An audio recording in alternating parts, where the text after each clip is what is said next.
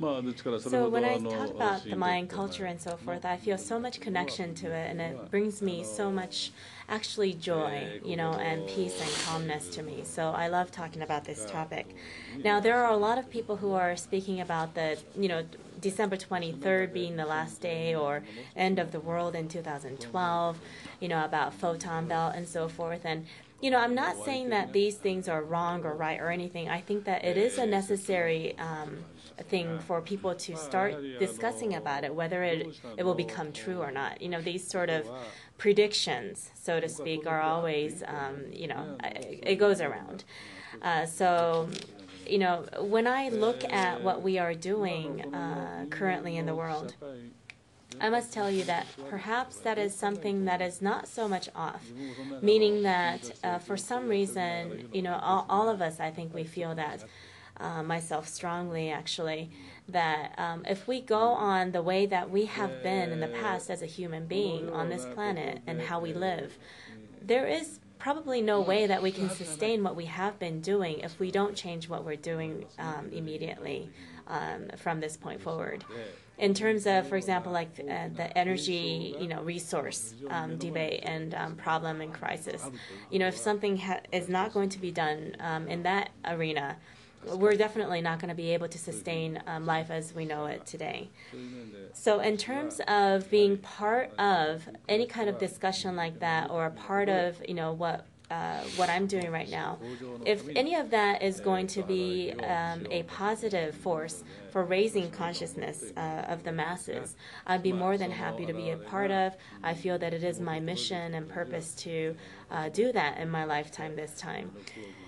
So, in terms of supporting an effort to raise consciousness and to change the way that the world is currently, I've also wanted to mention that I have a project named Emoto Project, where in the next decade or so, my aim for this project is to distribute free water crystal photograph books or anything that raises children's consciousness.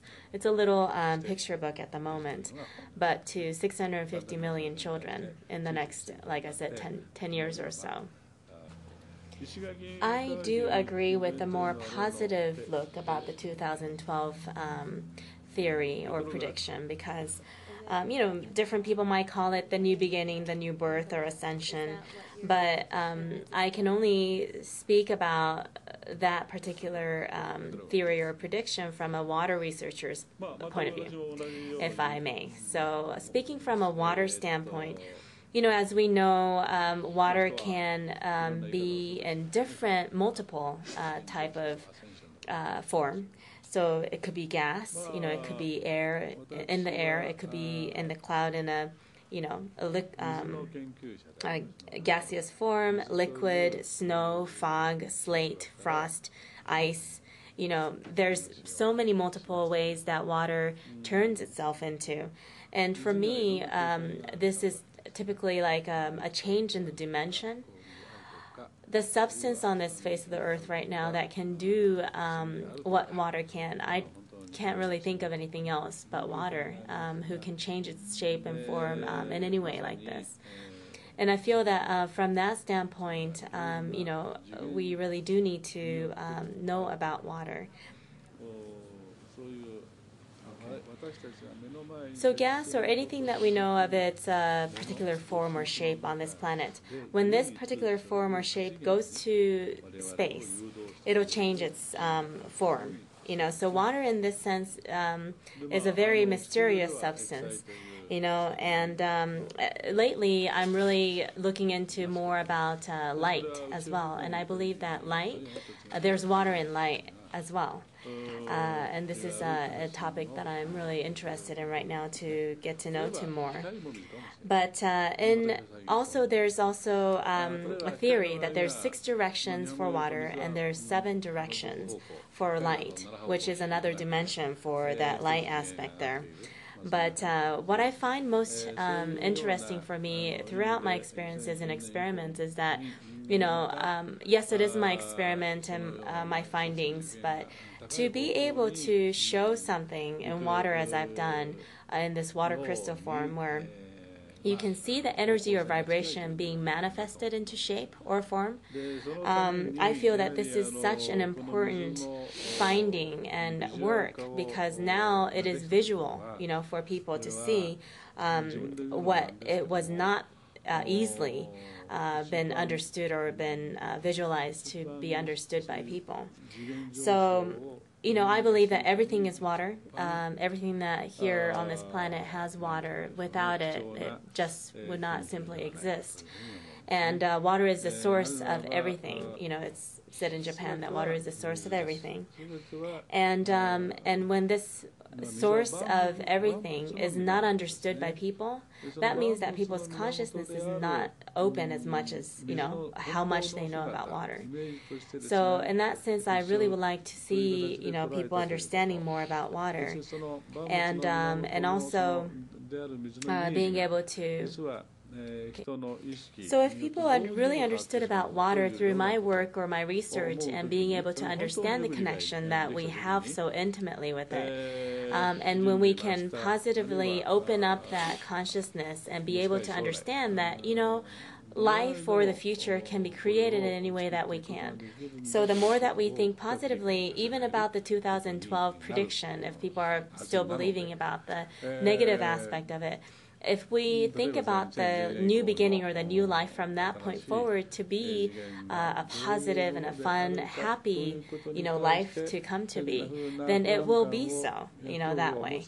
So I find myself being more interested in, people understanding more about water and their consciousness and their self to be able to apply the positivity of it to create their own future to whatever they may be able to visualize or see or believe.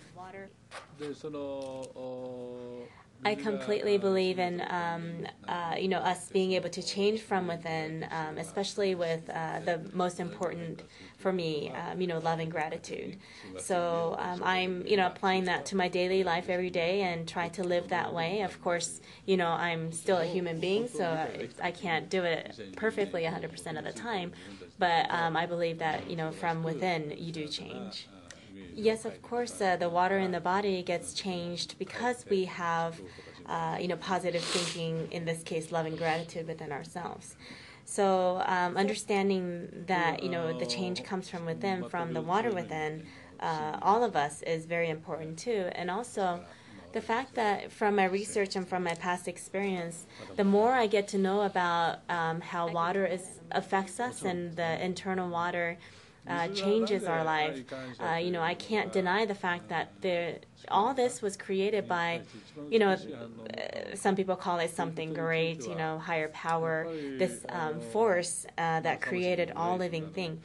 Several million different species, on this planet was created by this energy or force or, love. So, how I would like to also explain about the love and gratitude is that a lot of people are talking today about love and thanks and love and gratitude and so forth. But if I may explain just a little bit about what I believe of that concept to be most effective, is that in this life, we have this thing called somewhat of a food chain. What goes around comes around. It's a very reciprocal system that we live in.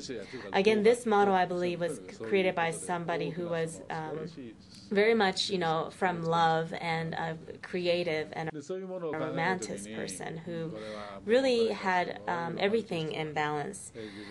In life, gives to those, there's a reciprocal system here where you need to give in order to receive and vice versa. And that's how I believe that will make this world the most efficient.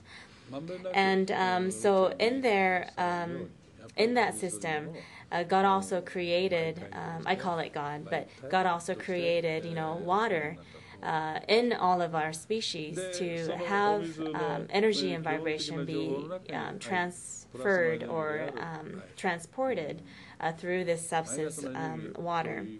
So water is very important.